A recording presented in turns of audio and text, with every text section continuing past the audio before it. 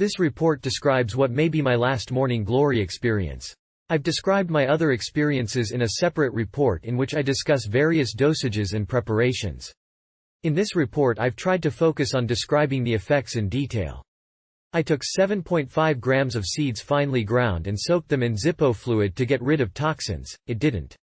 After drying, I swallowed the powder in gel caps, which was infinitely more pleasant than drinking seed sludge like the last time I'd tried eating seeds.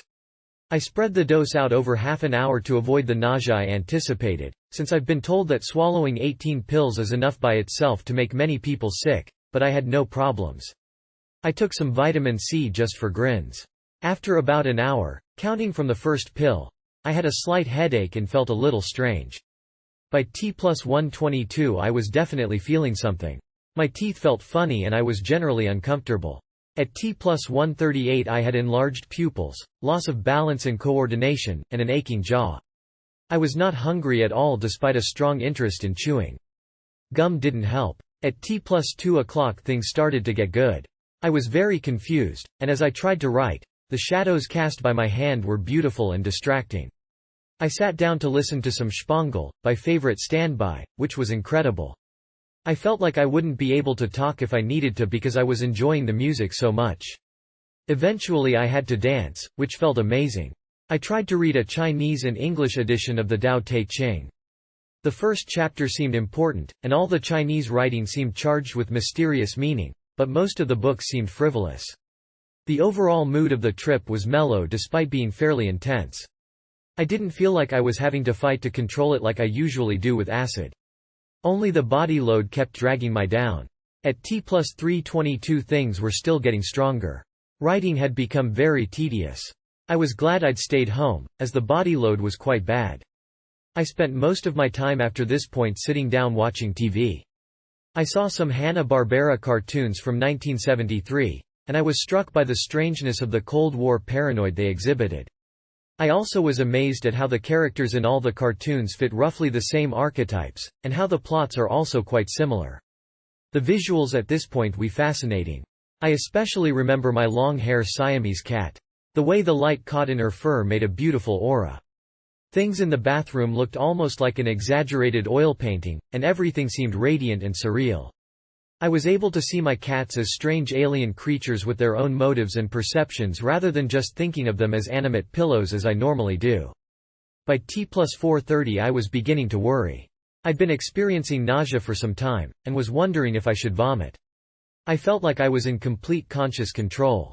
I called a friend to ask about his morning glory experiences, but he was little help. I was afraid for my life and asked my friend to call 911 if I didn't call back for a long time. I say, afraid, but what I felt wasn't fear. Nothing had seemed scary or disgusting during the whole trip. I knew puking would be unpleasant, but that was also very abstract. Self-preservation just felt like a responsibility I needed to live up to rather than any kind of desire. I tried several times to induce vomiting by thinking about it, but I eventually had to use my finger. It took several very strong and unpleasant heaves to get everything out. I was plagued for the rest of the day by the thought of grainy seed particles in my throat and nasal passages. Despite the sobering effect of vomiting, I was still tripping as hard as ever. Watching TV became unpleasant because everything was either patronizing or disturbing. I eventually settled down to watch Rugrats. Thank God for children's shows.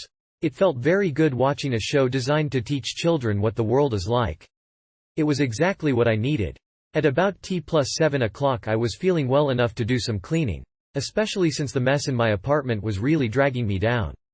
Watching TV designed to teach children not to be selfish had also infused me with a need to think about how the mess would affect my girlfriend, so I was partly cleaning up for her, too.